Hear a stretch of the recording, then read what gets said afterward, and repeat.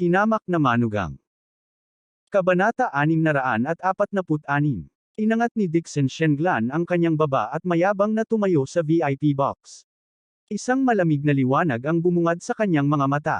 Nagkagulo na naman ang buong auction hall. Kahit na si Basung ay naramdaman na ang kanyang anit ay namamanhid, at ang kanyang puso ay tumitibok. Tycoon. Gaya ng inaasahan sa pamilya Dixon, ang pinuno ng 4 na malalaking pamilya sa Yan Capital. Ang Tycoon ay hindi makatao. Nagulat ang lahat at natahimik. Hinarap ni Dixon Shennglan ang hindi mabilang na mga tingin at tumingin sa madla mula sa itaas bago magsalita ng malamig. Itong jade pendant, determinado akong makuha ito. Gayunpaman, para maiwasang isipin ng mga tao na independyente ang pamilya Dixon natin, maaari kang magbid hanggat gusto mo. Pero may gusto akong sabihin sa lahat. Gaano man kataas ang bid mo, sasamahan kita hanggang sa huli. Pagkatapos sabihin niyon, umupo si Dixon Shennglan na may maliit na ekspresyon at maliit na ekspresyon sa kanyang magandang mukha. Pagkatapos niyang magsalita, tahimik pa rin ang buong auction hall.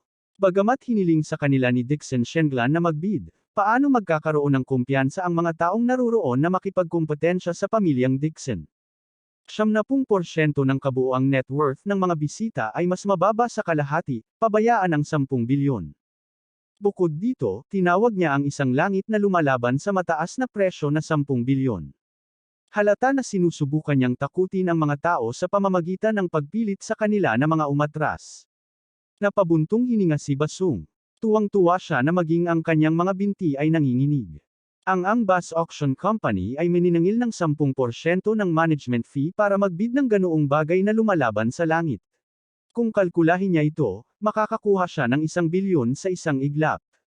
Nang katulong sa gilid sa mahinang boses, Director ba, dahil ang pamilya Dixon ay napakayaman at binibigyang importansya ang jade pendant na ito, gusto mo bang maghanap tayo ng isang artista at itaas ang presyo kasama si Dixon Shennglan? Nag-isip si Basung ng ilang segundo, umiling at sinabing, para kay Dixon Shennglan, ang 10 bilyon ay asset lamang ng kanilang mga ari-arian sa ilalim ng kanyang pangalan. Kung ang ating mga tao ay magtataas ng presyo, hindi na niya ito gugustuhin pa, ibig sabihin, itatapon niya sa kamay ng sarili nating mga tao. Hindi mapustahan ang mga ari-arian ng Ba family. Hindi niya maisip ang background ni Dixon Shennglan, kaya hindi siya nang ahas na makipagsapalaran. Bukod pa rito, ang aktual na halaga ng palawit na ito ng jade ay hindi kabilang ng 10 bilyon.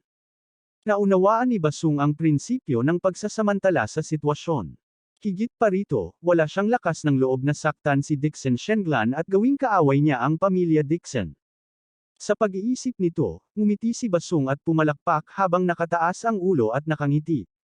As expected of Ms. Dixon, what a big deal. Sa tingin ko wala sa mga taong naruroon ang may financial resources para makipagkumpetensya kay Miss Dixon, ang jade pendant na ito ay pag-aari mo. Tumayo si Dixon Shennglan, tumalikod at naglakad palabas ng meeting hall. Director ba, ang pera ay ililipat sa account ng Bus Auction Company. Aabot sa 2 ang pera at mga gamit. Sa likod nila, maraming nagbubulungan. Pagkatapos ng huling auction ng Double Fish Jade Pendant, natapos na rin ang auction. Gayunpaman, ang balita tungkol sa pamilya Dixon sa Yan Capital ay kumalat na parang apoy. Hapon na nang matapos ang auction. Ang mga staff ng Bus Auction Company ay abala sa pag-asikaso sa mga follow-up na usapin. Ang pinakamahalagang bagay ay ang jade pendant na binili ni Dixon Shennglan. Nang malapit na ang oras ng hapunan, nagmamaneho si Wu sa hotel at magalang na inanyayahan si Alex Dixon at ang kanyang mga kasama na pumunta sa hotel na tinutuluyan ni Dixon Shennglan. 5 jeep ang sumunod sa likuran, at puno sila ng mga armadong gwardya. Si Alex Dixon naman ay walang pakialam. Hindi man lang siya nagpalit ng damit at diretsyong umupo sa kotse. Gayunpaman, labis na kinabahan si Ang Shanming at ang iba pa. Natatakot sila na baka may masabi silang mali sa harap ni Dixon Shennglan. Hindi nagtagal, ipinarode ni Wu ang sasakyan sa Bay Hotel at inanyayahan ang lahat ng bumaba sa sasakyan. Ang 5-star hotel ay naibok na ni Dixon Shennglan. Dinala ng general manager ang lahat ng empleyado at magalang na binati sila sa labas ng pinto. Itinayo ang piging sa Revolving Garden Restaurant sa bubong ng gusali. Lahat ng ulam ay personal na niluto ng mga chef ng Dixon family. Napakarangal noon. Maliban kay Ang Shanming, halos lahat ng miyembro ng team ay hindi pa nakakain ng ganito kalaking boss. Kinabahan sila ng husto. Binago naman ni Dixon Shenglan ang kanyang malamig at mayabang na ugali sa auction at ngumiti habang inanyayahan ang lahat na maupo. Medyo natuwa si Ang Shanming. After some small talk, he carefully asked, "What is it? Miss Dixon, ikaw, hindi ka ba talaga kamag-anak ni Kuya Dixon?" Kinagat ni Chen Xiaojiao ang kanyang mga labi at hindi nagsasalita. Malabo niyang narinig ang tungkol sa background ni Alex Dixon, ngunit hindi pa niya ito kinumpirma. Palagi niyang itinatago ang kanyang mga pagdududa sa kanyang puso. Ang grupo ng mga miyembro ng club ay nakilala kay Dixon Shenglan, naghihintay ng kanyang sagot. Kung hindi, ito ay magiging masyadong kakaiba.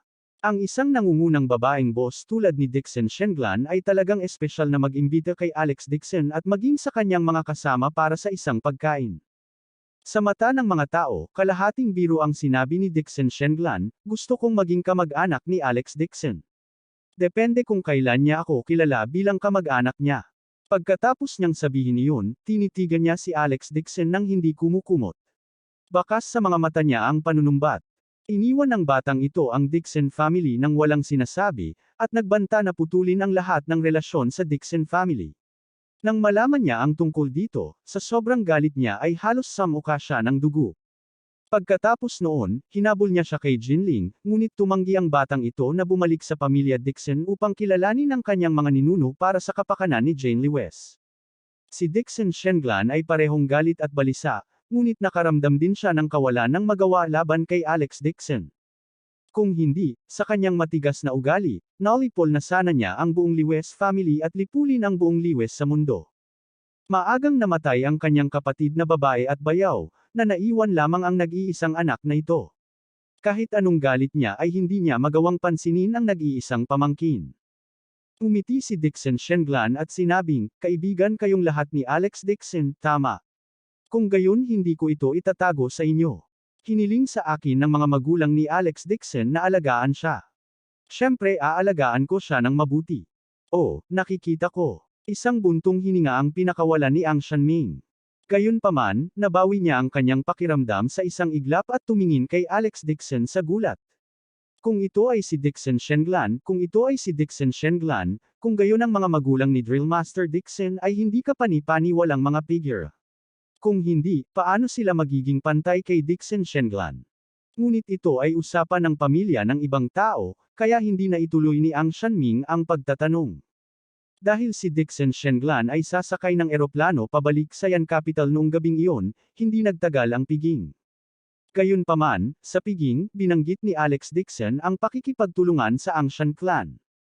Kinabahan si Ang Shanming, ngunit hindi niya inaasahan na papayag si Dixon Shenglan na pumunta sila sa Yan Capital at pumirma sa kontrata. Ito ay nagpasaya kay Ang Shanming. Tinawag niya silang brotherly ng buong atensyon. Noong una niyang nakilala si Alex Dixon, talagang hindi niya sineseryoso si Alex Dixon. Nang maisip ito ni Ang Shanming, pinagsisihan niya ang kanyang ginawa. Gusto niyang ibalik ang oras at sampilan ang sarili ng ilang beses.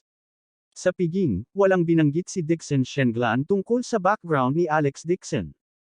Hiniling lamang niya sa kanya na manatili pagkatapos ng hapunan at magsabi ng ilang salita sa kanya. Taktring umalis si Ang Shanming at ang iba pa. Pagkaalis ng mga tao, nawala ang ngiti sa mukha ni Dixon Shenglan, niya, "Alex, pumunta ako dito sa oras na ito. Pumunta ako dito hindi alam para magbid para sa Pisces, kundi para din sa iyo. Kailangan mong umalis sa White River City kasama ko ngayong gabi. Nakatanggap ako ng maaasahang balita na ang Ba family ay malamang na gumawa ng isang hakbang sa Ang Shanming guards ay pwesto sa labas ng lungsod. Sumunod ka sa akin ngayon ay mapanganib para sa iyo na manatili dito."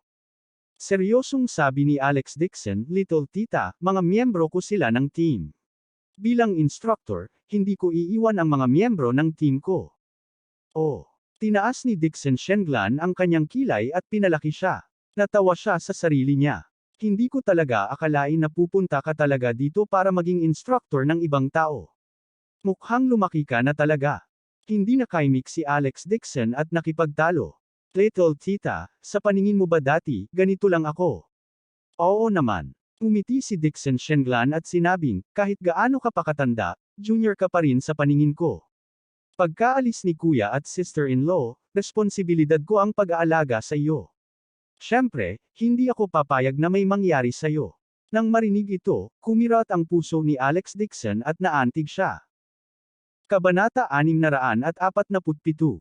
Masyadong maagang namatay ang aking mga magulang, at ang aking tiyahin ay mas matanda sa akin ng ilang taon, ngunit inaako niya ang responsibilidad ng kanyang ina. Ngayon kinuha ni Little Tia ang responsibilidad ng Linz Corporation at abala sa kanyang karera. Hanggang ngayon, hindi pa siya nakakapag-asawa, at buong pusong itinatag sa kumpanya ni Dixon at sa kanyang sarili. Pagkaraang pumanaw ang kanyang mga magulang, kung hindi dahil sa ginagawa ni Little Tita ang kanyang makakaya para protektahan siya, malamang na hindi siya hahayaang mabuhay ng utak hanggang ngayon. Inangat ni Alex Dixon ang kanyang ulo at sinabing, "Little Tita, wala pa ako sa Dixon family nitong nakaraang taon. Masyado kang nagdala ng sobrang bigat sa Dixon family ng mag-isa. Binitawan kita. Huwag kang mag-alala, ako alam mo ang katotohanan tungkol sa pagkamatay ng aking mga magulang sa oras na iyon, hindi mo kailangang magtrabaho ng husto." Naantig din si Dixon Shenglan. Bumantong hininga siya at sinabing, "Napag-isipan ko na ang usapan sa pagitan ninyo ni Jane Lewes. Dahil mahal na mahal mo siya, hayaan siyang bumuo ng construction company at magsikap na maibalik siya sa pamilya Dixon balang araw. Hindi niya hahayaan ang mga asong Dixon family na tingnan ang kanyang mga kamag-anak at tingnan siya. Little Tita, so hindi ka tumututol sa kasal namin ni Jane?" Nagulat si Alex Dixon. Sa simula pa lang, hindi nagustuhan ni Little Tita si Jane Lewes at siya rin ang pinakamalakas na tutol dito. Noon pa man ay umaasa siyang mapapangasawa niya si Su Ching-cheng. Umiling si Dixon Shenglan at sinabing, "Kahit ano pa man, umaasa ako na nabubuhay ka ng maayos. Noon, nang hilingin kong pakasalan mo ang pamilyang Su, ito ay upang madagdagan ang iyong lakas. Ngayong nakikita kong lumalakas ang iyong lakas, at mas malakas, makatitiyak akong makakapagpapahinga ang iyong mga magulang sa ilalim ng siyam na bukal." Little Tita, salamat. Pilit na nilunok ni Alex Dixon ang kanyang lalamunan at sinabi sa malalim na boses, "Ang Double Fish Jade Pendant ay may kaugnayan sa katotohanan ng aksidente ng aking mga magulang. Ibalik mo muna ito sa Yan Capital. Mayroon pa akong utang kay Baklan upang bayaran." Nag-isip sandali si Dixon Shenglan at sinabing, "Gaano kalaki ang pagkakataon mo?" "Tita, don't worry. Hindi na ako ang Alex Dixon from before." Umiti si Alex Dixon at sinabing, "Kung gagamitin ng Baklan ang lahat ng lakas nila this time, may 80% chance din akong manalo. Kung mag-isa lang siya, makaka-atras siya ng hindi nasaktan." Ngunit si Ang Shanming at ang iba pang miyembro ng club ay lahat ng kanyang mga subordinate. Masyadong mababa ang kanilang cultivation base, kaya 80% lang ang posibilidad na maprotektahan nila ang lahat ng miyembro ng team na ito. "Sige." Nakahinga ng maluwag si Dixon Shenglan at mahinahong sinabi, "Itong Double Fish Jade Pendant. Hinahanap ko ito sa loob ng maraming taon. Ngayon, sa wakas nakuha ko na. Hindi ko hahayaang may mangyari dito. Babalik ako sa Yan Capital ngayong gabi. Mayroon pa ring 400 miyembro ng Armed Forces sa pamilya Dixon sa labas ng lungsod hari ng Myanmar sa Mien Realm."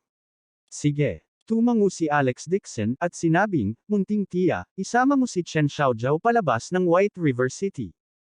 Tuldok. 4 na helicopter ang lumipad mula sa roof airport ng hotel sa ilalim ng takip ng gabi at lumipad papunta sa Yan Capital. Tumayo si Alex Dixon sa ibaba at pinanood ang pagkawala ng mga helicopter sa gabi bago tumalikod upang tumawag ng taxi pabalik sa hotel. Alam niya na ang paglalakbay na ito sa White River City ay hindi magtatapos ng maayos, ngunit wala siyang pakialam, at ayaw niyang makipag-ugnayan sa kanyang maliit na tirahan sa hari ng Myanmar. Bagamat maaaring pigilan ng hari ng Myanmar ang Baklan, maaari lamang niyang hayaan silang umalis ng lungsod ng ligtas. Ang layunin ni Alex Dixon na pumunta dito sa pagkakataong ito ay lipulin ang buong ba. Ang lakas ng loob niyang pagnakawan ang mga gamit niya. Pagkatapos ay magbabayad siya ng kanyang buhay. Sa simula, hindi niya sinasadyang magbayad. Tungkol naman sa 10 billion Little Tita na binayaran, syempre babawiin niya. Sumunod si Wu sa likod ni Alex Dixon na may maliit na ekspresyon. Siya ay partikular na inutusan ni Dixon Shenglan na manatili sa likod upang protektahan si Alex Dixon. Kung kinakailangan, kahit na kailangan niyang ipagsapalaran ang kanyang buhay, kailangan niyang tiyakin na babalik si Young Master Dixon ng ligtas. Kung hindi, ang mga Dixon ay mahuhulog sa mga kamay ni Dixon Yulong, at hindi na ito ang Dixon clan ng nakaraan. Bumalik si Alex Dixon sa hotel na may mas kalmadong ekspresyon kaysa karaniwan. Magkakaroon ng matinding labanan pagkatapos nito, at oras na para subukan ang kanyang cultivation base. Tuldok. Naka-crossleg si Alex Dixon at nagtanim sa buong gabi. Pinuno niya ng enerhiya ang Spirit Gathering Jade at inihanda ang sarili. Natakot si Wu na baka may umatake sa kanya, kaya buong gabi niyang binantayan ang pinto. Ito ay kalmado at mapayapa. Gayunpaman, mas tahimik ang dagat, mas mabangis at malalaking alon ang nakatago sa ilalim nito. Kinaumagahan, tinawagan ni Alex Dixon si Wu at sinabihan siyang ipaalam sa lahat na maghintay sa bulwagan at pumunta sa bus auction company para kunin ang hilaw na gemstone. Inayos ni Alex Dixon ang kanyang bagahe at sumakay sa elevator papuntang lobby. Nakita niyang naghihintay na sa lobby ang mga kasamahan niya. Nakita siya ni Ang Shanming at dali-daling lumapit sa kanya at sinabing, "Kuya Dixon, pupunta na tayo dyan. Hindi na tayo maghihintay pa. Tinawagan ko ang kuya ko kahapon. Papunta na ang mga martial guards ng Angshan family. Hindi na tayo maghihintay pa." Malumanay na sabi ni Alex Dixon, kung gaano tayo katagal, mas marami tayong pangarap. Imbes na bigyan ng pagkakataon ang Ba family na maghanda, baka umatake muna tayo. Pagkasabi nun ay lumabas na siya ng pinto. Sumunod si Wu sa likuran. Ang Shanming ay nagngangalit ang kanyang mga ngipin at sinabing, dahil sinabi yun ni Drill Master Dixon, sundan natin siya. Marami tayong pinaghirapan sa mga kamay ng Ba family. Ngayon, babayaran natin sila ng may interes. Bahagyang sumimangot si Zhao Yingqi at nag-alinlangan. 20 lamang sila, ngunit mayroong higit sa 10,000 lalaki sa mga martial guards ng Ba clan. Hindi nararapat para sa kanila na pumunta doon ng walang ingat. Dito, ang pamilya Ba ay mayroon ding makapangyarihang tagapagsasaka, ang Blackwater. Gayunpaman, bilang kapitan, ang tanging bagay na kailangan niyang gawin ay sundin ang utos ng instructor. Sinulyapan ni Zhao Yingqi ang mga miyembro ng kanyang club at sinabi sa malalim na boses, nakipagsabuatan ang pamilya Ba sa mga bandido sa bundok.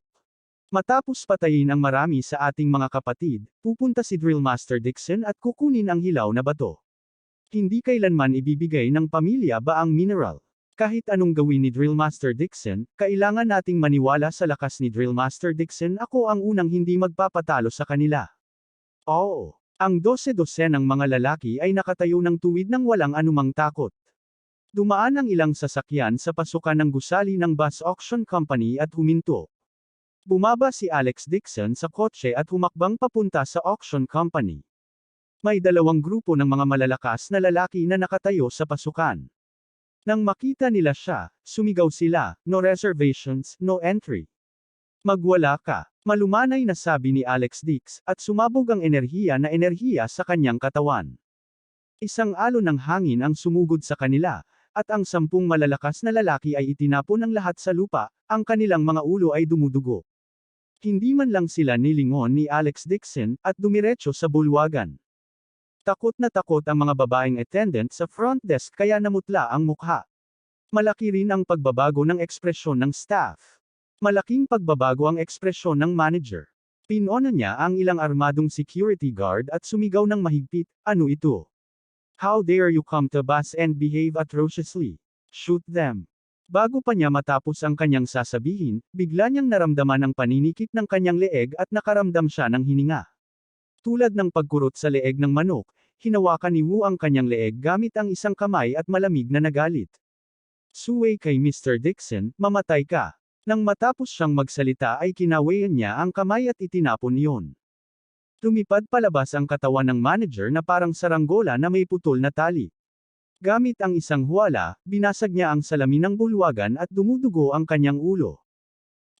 Sa sobrang takot ng mga babaeng receptionist ay nagsisigawan sila at nagtakbuhan. Sinakop ng Ba clan ang White River City sa loob ng 12 taon at naging araw ng lungsod. Maging ang Panginoon ng lungsod ay parang papel na may hawak na tali, hindi nangangahas na magsalita. Ngunit ngayon, ang grupong ito ng mga tao ay mabangis na umatake nang dumating sila. Ang natitirang ilang security guard ay walang katulad na takot, at hindi na nang ahas na humakbang pasulong. Lahat sila ay nagsimulang tumakbo ng ligaw. Tiningnan siya ni Alex Dixon, at tumango si Wu.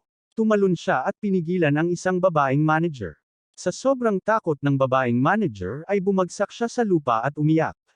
Huwag. Huwag mo akong patayin. Lumakad si Alex Dixon at mahinang nagsalita, huwag kang mag-alala. Nandito lang ako para kunin ang mga gamit ko. Sabihin mo sa akin, saan ang bodega kung saan nakaimbak ang mga hilaw na bato. Kabanata 648. Nanginginig ang babaeng manager at itinuro ang likod ng lagusan. Ang vault sa likod bahay. Kinaway-kaway ni Alex Dixon ang palad niya at napabuga ng hangin ang babaeng manager. Naglakad siya sa likod bahay na may malalayong hakbang. Tuldok. Sa vault. Umupo si Basong sa sofa na may tabako sa kanyang bibig at pinaikit ang kanyang mga mata. Nakatayo si Blackwater sa kanyang likuran, ang kanyang matangkad at matibay na katawan ay parang bakal na tore, walang ekspresyon. Si Zhou Qi, Washali, at isang matandang lalaki na may mahabang asul na damit ay nakaupo sa itim na sofa sa tapat niya. Siya ay payat at may kilos na walang kamatayan, ngunit ang kanyang mga mata ay kumikinang ng maliwanag, na nagpaparamdam sa mga tao na natatakot. Bumuga ng usok si Basong at nakangiting sinabi. Hindi ko akalain na ang batch na ito ng mga hilaw na bato ay ibebenta sa mataas na presyo na 5 bilyon. Ang tubo sa pagkakataong ito ay talagang lampas sa aking imahinasyon. Let's celebrate after Alex Dixon pays for the auction. Pagkatapos ng isang post, tumangala siya kay Zhou Qi at sinabing, Pavilion Master Shu. Vice Zhao, Pavilion Master. Nakaayos na ang mga tauhan ko. Bahala na kayo. Pagdating ni Dixon para kunin ang mga paninda, papatayin natin siya at ang kanyang mga kasama sa lugar at kolektahin ang pera at ang formula ng kanyang gamot. Nanlamig ang mukha ni Zhou Qi at malamig ng nguso ang sinabi niya, ang Dixon na ito ay mayabang at mayabang. How dare he insult the pharmacist pavilion in front of everyone? Talaga bang iniisip niya na kaya niyang maging mayabang dahil lang sa may umaalalay sa kanya? Pagdating ng panahon, kukunin ko ang buhay ng aso niya gamit ang sarili kong mga kamay. Pagkatapos niyang magsalita, kinawayan ng matanda sa tabi niya ang kanyang kamay at umiling. There's no need to be so impatient. Hayaang manatiling buhay si Alex Dixon at ibalik siya sa pharmacist pavilion para sa interogasyon. Dahil kaya niyang isulat ang Race-Eta para sa repairing ointment at Red Fescue wine, sigurado akong malalaman niya ang iba, pati na rin ang mga Race-Eta. Nagmamadaling sinabi ni Zhou Qi, kasalanan ko kung hindi ko ito kasama ng maayos, o tama si Pavilion Master Shu. Maghintay hanggang sasabihin niya sa amin ang lahat ng Race-Eta na alam niya, pagkatapos ay papatayin ko siya para patahimikin siya. Sabi ni Basong na may malungkot na mukha. Matigas ang bibig ng batang ito at magaling ang cultivation base. Hindi sinasadyang nataman ang Blackwater ng kanyang panlilinlang at natapon. Natatakot lang ako na hindi niya ibuka ang kanyang bibig. Hinaplos ni Pavilion Master Shu ang kanyang balbas at nakangiting sinabi, sa karamihan, siya ay nasa maagang yugto pa lamang ng Golden Core. Hindi naman talaga siya banta. Kahit na naabot na niya ang gitnang yugto ng Golden Core, kasama ka, at ako, na nagsanib puwersa, pati na rin ang Blackwater at mga martial guards ni Washali, hindi pa ba natin kayang harapin? Mabilis na nambobola ni Washali, ang cultivation base ng Pavilion Master Shu ay halos nasa gitnang yugto ng Golden Core. Ang isang mahusay na master na tulad mo ay kasing lakas ng isang Diyos sa aking paningin. Isa lang akong mortal, paano ko maihahambing sa iyo? Sa pagkakataong ito, si Pavilion Master Shu, Vice Zhao Pavilion Master, at Brother Song ay ipapakita ko ang kanilang mga kakayahan at papatayin ang lahat ng mga isda na dala ni Alex Dixon kasanayan. Mr. Washali, ang iyong kagamitan sa martial guards ay isa sa pinakamahusay sa Mian Realm. Ikaw ay mahinhin. Natawa si Zhou Qi at nambobola. Masaya silang nagkwentuhan dito. Napakasaya ng kapaligiran. Si Basong ay may ngiti sa kanyang mukha, at siya ay may kumpiyansa sa kanyang mukha. Noong una, ayon sa kanilang orihinal na plano lang nilang salakayin ang Angshan clan. Gayunpaman, hindi nila inaasahan na hindi darating ang matandang magnanakaw. Sa halip, ipapadala lang niya ang walang kwentang anak na si Ang Shanming para dumalo sa pulong. Gayunpaman, biglang lumitaw ang isang Alex Dixon. May dala siyang malaking halaga na 100 bilyong yuan, at mayroon din siyang hindi mabibaylang formula. Isa siyang matabang tupa. Hanggat dumating ang Dixon guy na ito upang kunin ang mga paninda, hindi na siya babalik. Pagdating ng oras, hahatiin ng mga lalaki at mga kabayo ang pagnakawan. Kung gusto niya ng pera, ang Race 8 ay pag-aari ng Pharmacist Pavilion. Hahatiin din ni Washali ang 10 bilyon. Lahat ay magiging masaya. Saglit na nag-alinlangan si Washali, pagkatapos ay nagtanong siya, Kuya Song, wala ba talaga siyang kamag-anak sa Dixon family sa Yan Capital? Kung itong Dixon ay kamag-anak ng Dixon family, hindi ba tayo magkakaproblema? Mr. Washali, huwag kang mag-alala. Umiti si Joe Chi at sinabing, ang aming Pharmacist Pavilion ay nagtanong-tanong na sa Flame Summer Realm. Ang Dixon na ito ay isang linlang, ngunit wala siyang kinalaman sa Dixon family sa Yan Capital, mabibilang siya bilang isa sa kanila. Siya ay isang malayong kamag-anak, ang uri na hindi gusto ng pamilya Dixon. Idinagdag ni Pavilion Master Shu.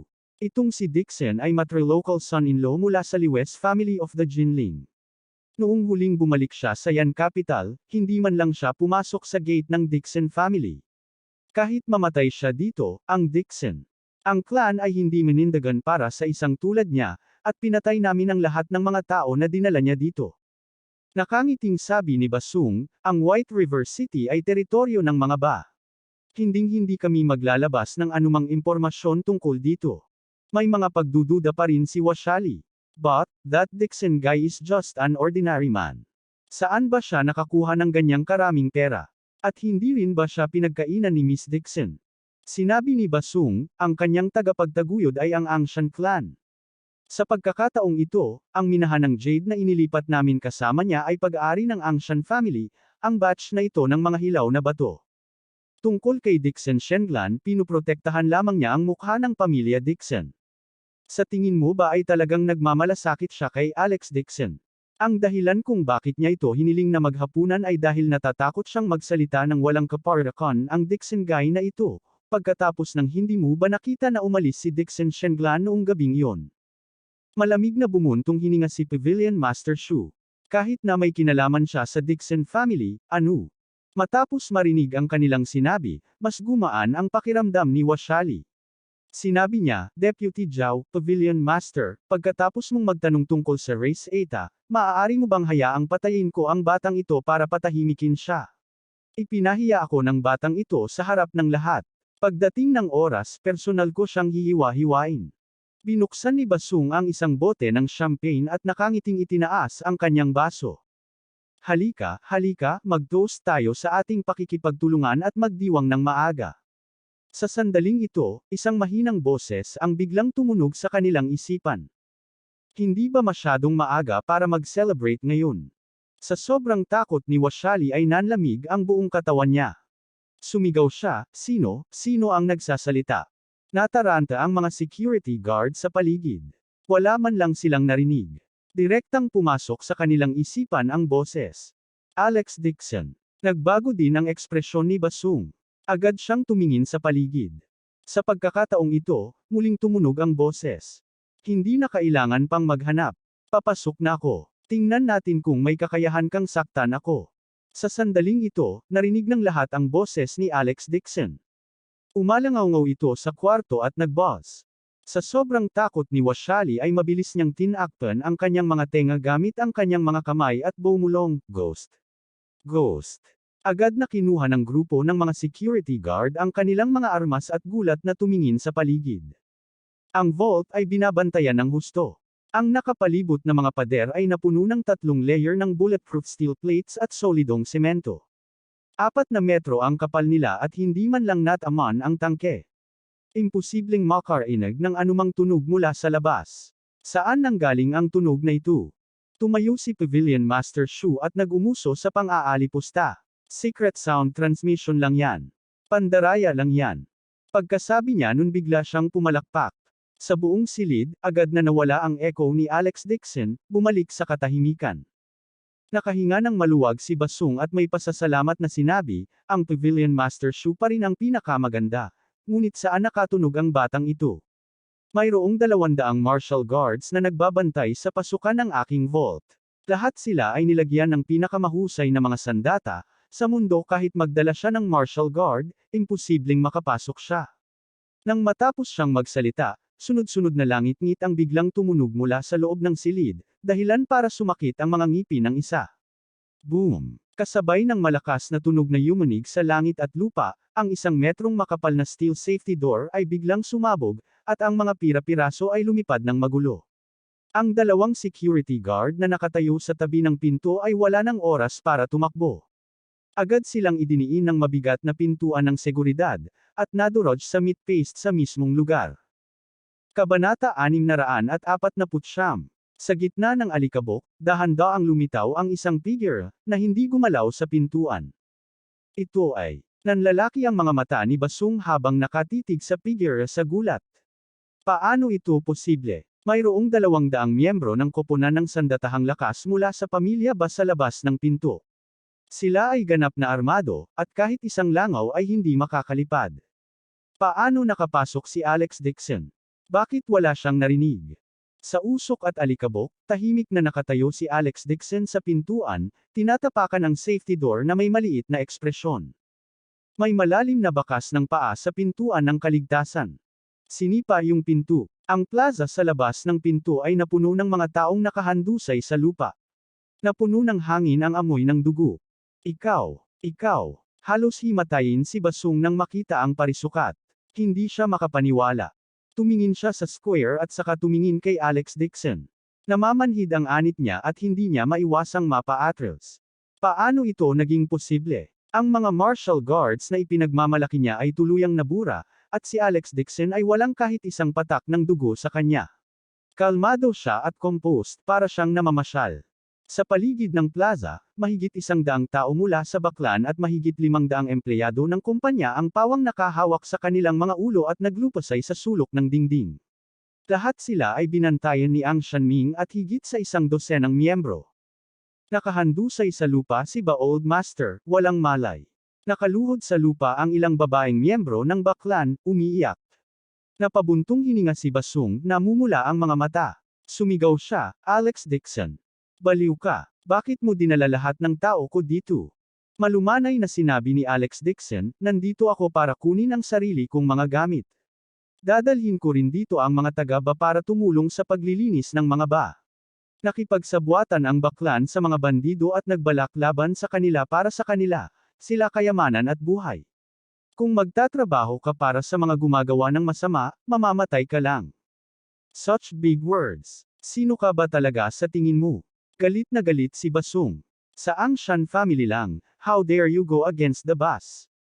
Inangat ni Alex Dixon ang kanyang ulo at malamig na sinabi, Basung, kung magpakamatay ka kaagad at ibibigay ang mga ari-arian ng Baklan sa White River City, maaari kong magsimula alang ang pag-alis sa mga babilang isang paraan. Basta ang mga miyembro ng pamilyang ba na hindi kasali sa mga bandido, bukod sa mga babae at bata, lahat sila ay mapuputol ang kanilang mga kamay. Ha! Naikuyom ni Basung ang kanyang mga kamao at malamig na tumawa. Ikaw ay mayabang at mapagmataas sa sarili. Dahil dumating ka ngayon, ito ay magliligtas sa akin ng maraming problema. Hayaan ang aking mga tao na makita kung paano ka mamatay. With that, napasigaw siya. Itim na tubig. Agad namang humakbang si Blackwater na nakatayo sa likuran niya. Mabigat ang kanyang mga yapak, at maging ang lupa ay ngunit nanginginig. Sa bawat hakbang niya, mas nagiging bilog talaga ang katawan niya. Ang kanyang balat ay lubhang masikip, at ang kanyang mga kalamnan ay nakaumbok. Para siyang buhay na berdeng higanti. Nang makita ang Blackwater na humakbang pasulong, ang nanginginig na mga miyembro ng Ba family ay tuwang-tuwa at sumigaw. Good. Kung kumilos ang Blackwater, tiyak na mamamatay itong si Dixon na walang kumpletong bangkay. Talagang inutusan niya ang kanyang mga tauhan na pumasok sa mansyon ng mga ba at sirain ang higit sa 40 patio. Talaga bang iniisip niya na walang tao sa ating mga ba? Maaari siyang gawing meat paste ng Blackwater sa isang sampal lang. Sa oras na ito, humakbang pasulong si Zhou Qi at malamig na sumigaw, Alex Dixon, ininsulto mo ang pharmacist pavilion. Ngayon, iiwan mo ang iyong buhay. Naging excited din ang mga tao sa paligid. Nandito na rin ang mga tauhan ni Medicine Master. Buti. Si Vice Zhao Pavilion Master ay isang cultivator. Araw-araw siyang umiinom ng mga mahahalagang table tasks sa Pharmacist Pavilion. Nasa 90s na siya at mukhang bata pa. Ang kanyang cultivation base ay parang immortal na. Siguradong patay na ang batang ito. Sa gitna ng hiyawan ng mga tao, hinaplos ni Pavilion Master Shu ang kanyang balbas at nakangiting naglakad pasulong. Kaibigan, nakikita ko na ang iyong cultivation base ay nasa unang bahagi ng Golden Core, malayo sa ibaba ng akin. Kung maaari mong ibigay ang formula ng tableta ngayon at baliin ang iyong sariling mga binti, maaari kong hilingin kay Direk Ba na manatili. Maaari mong kunin ang iyong buhay at ibalik ang aking pharmacist pavilion bilang isang paksa ng pagsubok, kung hindi, wala akong magagawa kundi ang supilan ka. Lalong naging excited ang mga tao. Hindi ba ang Pavilion Master Shu na ito ay mula sa Pharmacist Pavilion? Ayon sa mga alamat, siya ay ilang daang taong gulang na. Wala pang nakita sa kanya na lumaban noon. Siya ay walang katulad na kapangyarihan. Kahit si Pavilion Master Shu ay nandito. Kahit na ang Dixon Guy na ito ay may pambihirang kakayahan, dito pa rin siya mamamatay. Gusto kong lumuhad ang lalaking ito na may apelyidong Dixon at agad na humingi ng awa. Baka mas mabilis siyang mamatay. Sumigaw si Washali, Alex Dixon, gusto kong mamatay ka at ang iyong mga tao dito ngayon. Pagkasabi niyon ay sinisipsip niya ang daliri sa bibig at bumuga ng matalim na sipol. May mga gusali sa paligid, at ang plaza ay napapaligiran sa gitna.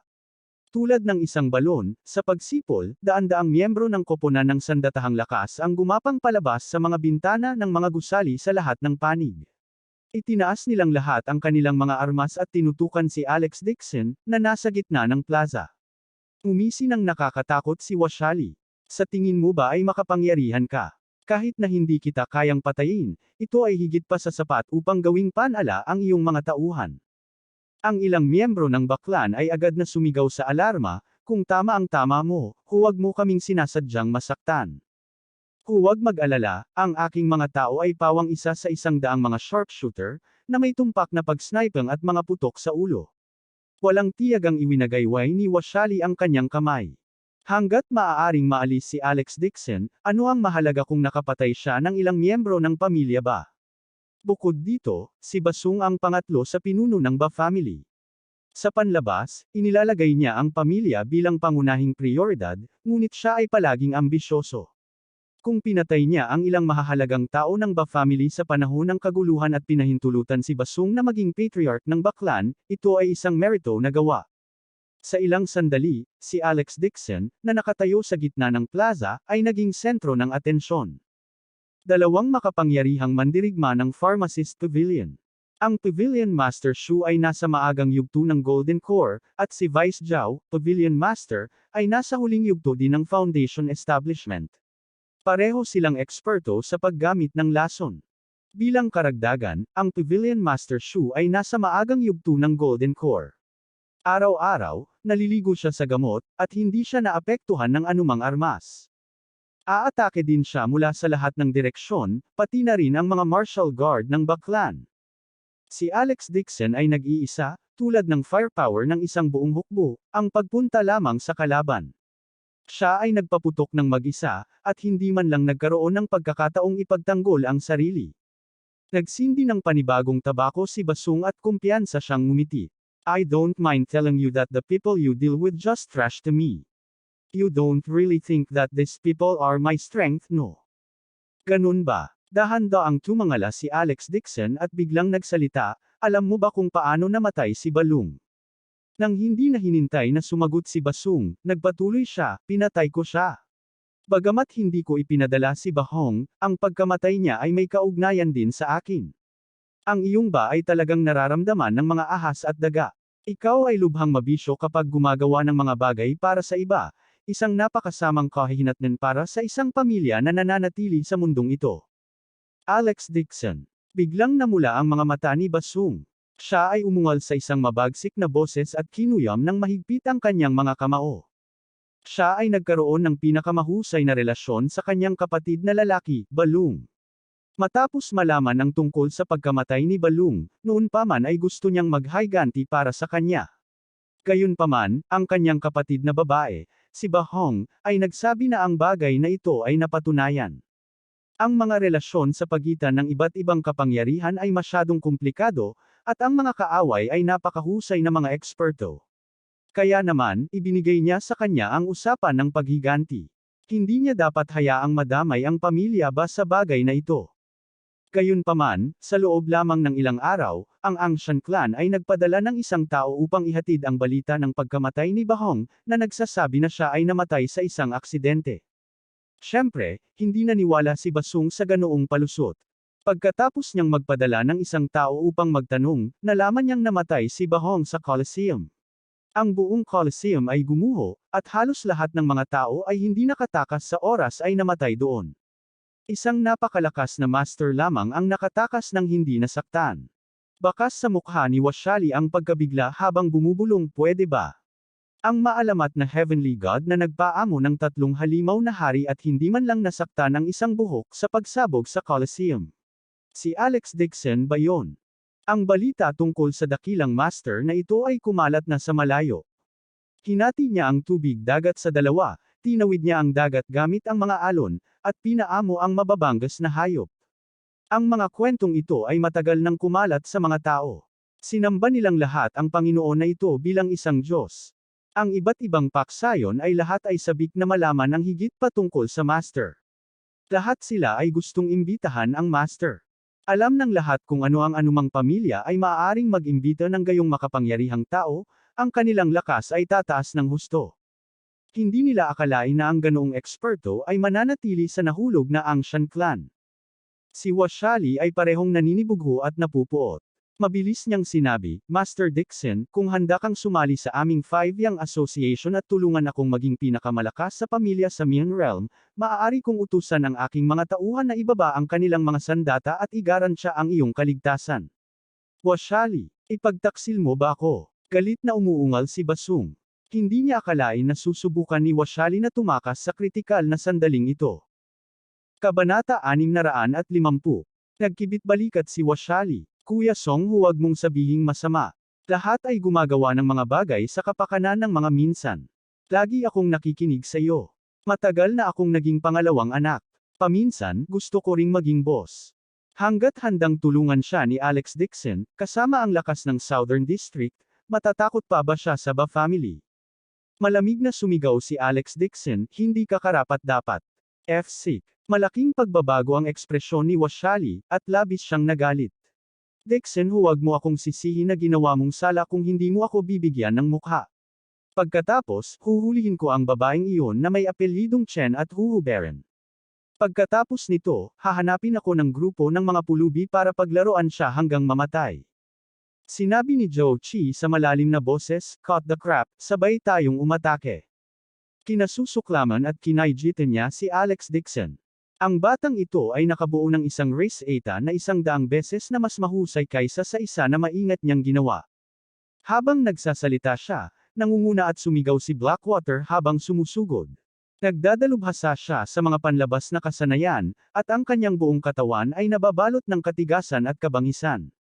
Ito ay hindi isang pagmamalabas na sabihin na siya ay isang solid bronze statue cast mula sa tansong tubig. Swish, swish, swish. Sa isang kisap mata, ang kamao ni Blackwater ay napuno ng enerhiya. Agad itong lumaki ng ilang beses, na para bang may hawak siyang 2 malalaking martilyo.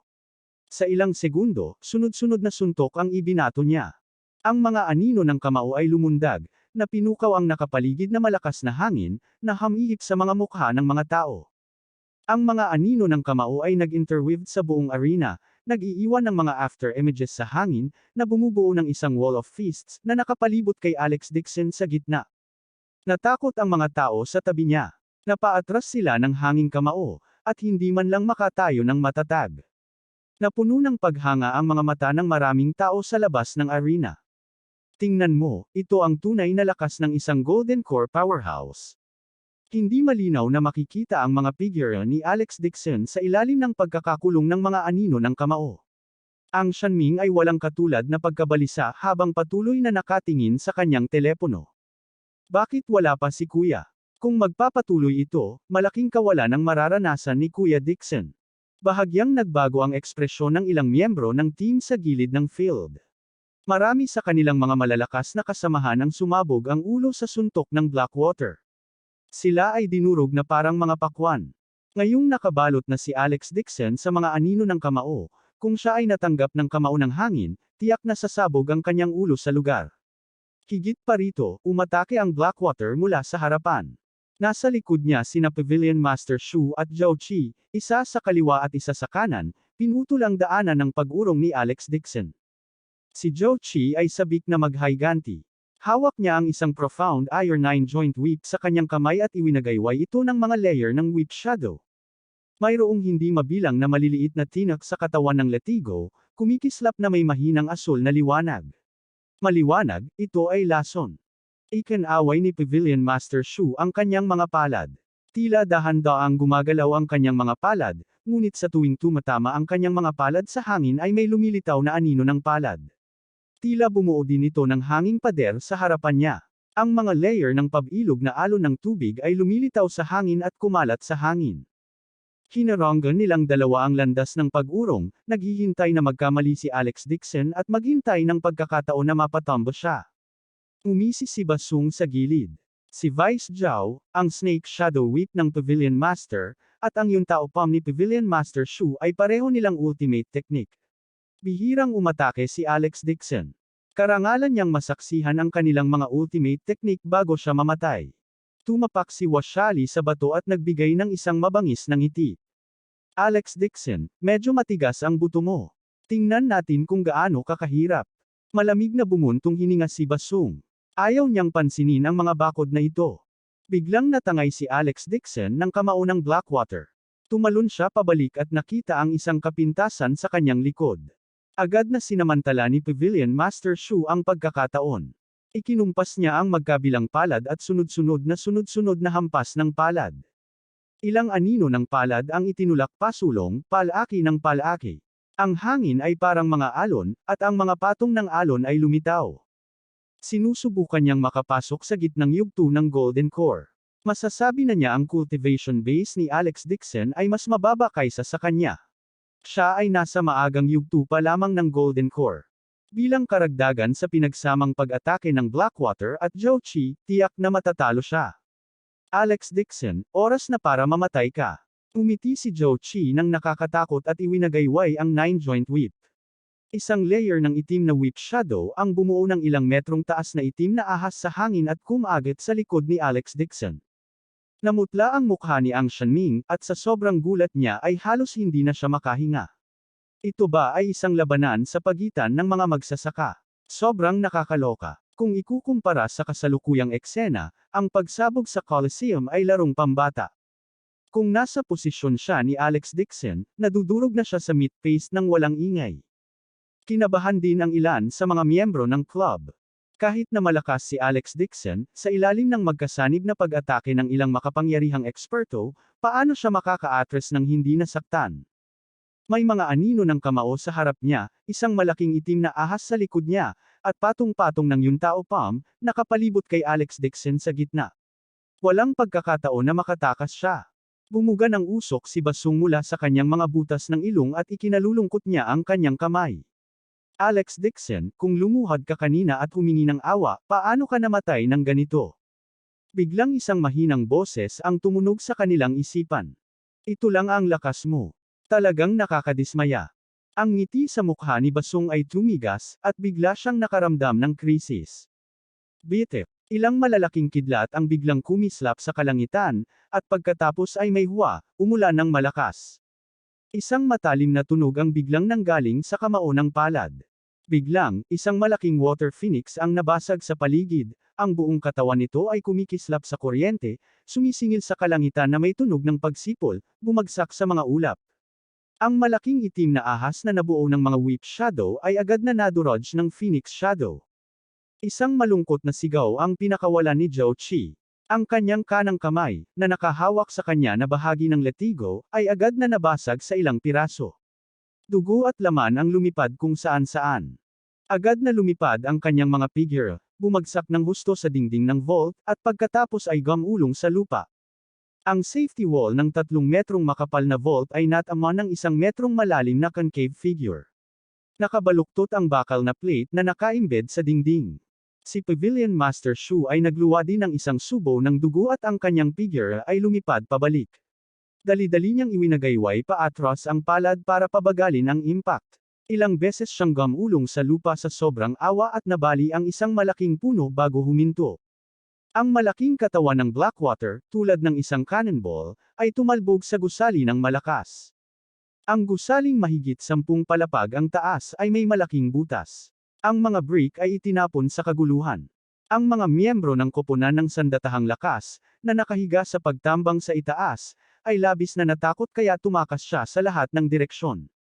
Sa gitna ng field, tahimik na nakatayo doon si Alex Dixon. Hinawakan niya ang Thunder Order sa kaliwang kamay at itinaas ang kanang kamay. Sa kanyang palad ay isang bola ng tubig. Bumuhos ang ulan pero parang may sariling isip ang ulan. Automatikong umiwas ito sa kanyang katawan, at wala ni isang patak ng tubig ang makikita sa kanyang katawan. Malaking pagbabago ang ekspresyon ng Pavilion Master Shu. Controlling Thunder. No. This is water. Water Spirit. Ito ay isang spell na nabuo mula sa kidlat at espiritu ng tubig. Talagang mayroon siyang isang mahiwagang kayamanan. Ang kanang braso ni Zhou Qi ay nabasag, ang 9 splitting whip ay nabasag din sa 4 na piraso. Nakahiga siya sa isang pool ng dugo, nang walang hininga. Natahimik ang buong eksena. Lahat ay nakatingin kay Alex Dixon dahil sa gulat. Natigilan si Basung sa kinatatayuan. Nanlamig ang kanyang katawan, at ramdam pa niya ang nararamdaman niyang panginginig ng kanyang katawan. Kahit na ang dalawang mahusay na eksperto sa Golden Core ay hindi nagawang sugpuin si Alex Dixon. Higit pa rito, si Zhou Qi ay talagang pinatay sa lugar. Siya. Bakit ang lakas niya? Gamit ang isang huwala, lumabas ang itim na tubig mula sa sirang pader. Ilang beses lang itong kumamo, ngunit ang mga mata nito ay duguan at nag-aapoy sa galit. Umuungol. Galit na umuungal ang Blackwater. Lumaki muli ang mga kalamnan sa buong katawan niya. Ang kanyang damit ay punit-punit at naging piraso ng tela. Hindi pa siya patay. Nagulat si Ang Shanming. Masyadong nakakagulat ang outer force skill na ito ng Blackwater.